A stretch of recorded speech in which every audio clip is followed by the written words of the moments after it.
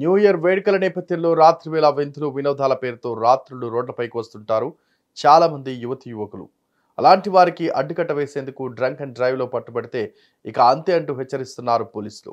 ఒకవేళ మద్యం తాగి పట్టుబడితే 10,000 ఫైన్, 6 నెలలు జైలు శిక్ష విధించనున్నట్లు తెలంగాణ పోలీస్ శాఖ ప్రకటించింది.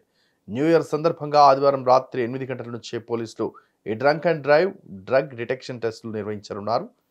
న్యూ ఇయర్ వేడుకలు అర్ధరాత్రి 1 గంట దాటాక కూడా కొనసాగిస్తే కేసులు నమోదు చేయాలని అన్ని పోలీస్ స్టేషన్లకు తెలంగాణ డీజీపీ కార్యాలయం అలర్ట్ చేసింది. ఇప్పటికే ప్రతి పోలీస్ స్టేషన్ పరిధిలో 5 చెక్ పాయింట్లను ఏర్పాటు చేశారు. డ్రగ్ వంటి మత్తు పదార్థాలను వినియోగించిన వారిని గుర్తించేందుకు హైదరాబాద్, రాచకొండ, సైబరాబాద్ 3 కమిషనర్లకు డ్రాగర్, అబౌట్ పరికరాలను 25 చొప్పున అందించారు. దీంతో ఈ సంవత్సరం న్యూ ఇయర్ సంబరాల్లో మందుపావులు విచ్చలవిడిగా లేనిపోని వేషాలు వేయకుండా పోలీస్ శాఖ గట్టిగానే కళ్ళెం వేసింది. కాబట్టి యువతపైన తెలిపిన పలు జాగ్రత్తలు పాటించకపోతే భారీ మూల్యం చెల్లించక తప్పదంటున్నారు సిటీ పోలీసులు. ఒకసారి ఒక నేరంలో భాగస్వామ్యం అయితే భవిష్యత్తులో అన్ని రకాల సమస్యలు, ముఖ్యంగా యువతి యువకులకు, చదువుకునే వాళ్ళు, ఉద్యోగాలు చేసే వాళ్లకు రాబో భవిష్యత్తులో అనేక సమస్యలు ఉంటాయి. కాబట్టి క్షణికావేశంలో తప్పులు చేసి ఇటువంటి ఇబ్బందికరమైన పరిస్థితికి లోను కావద్దు.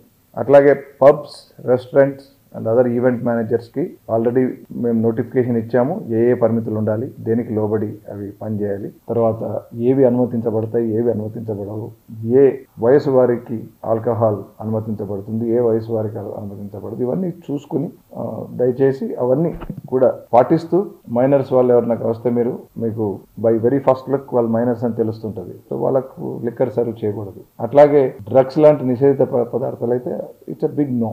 Question of supplying those things మీరు మర్చిపోండి. ఎందుకంటే అవి సప్లై చేస్తే ఖచ్చితంగా మాకు ఇన్ఫర్మేషన్ వస్తుంది, చాలా ఇబ్బందులు పడాల్సి వస్తుంది. మీ పబ్, రెస్టారెంట్లు కూడా మూసేసే పరిస్థితి వస్తుంది. ఇక రోడ్ల మీద తిరిగే యువతి యువకులకు బైక్స్ కానీ కార్స్లో కానీ వెళ్ళే వాళ్ళకి నా సలహా ఏంటంటే తాగి నడపొద్దండి.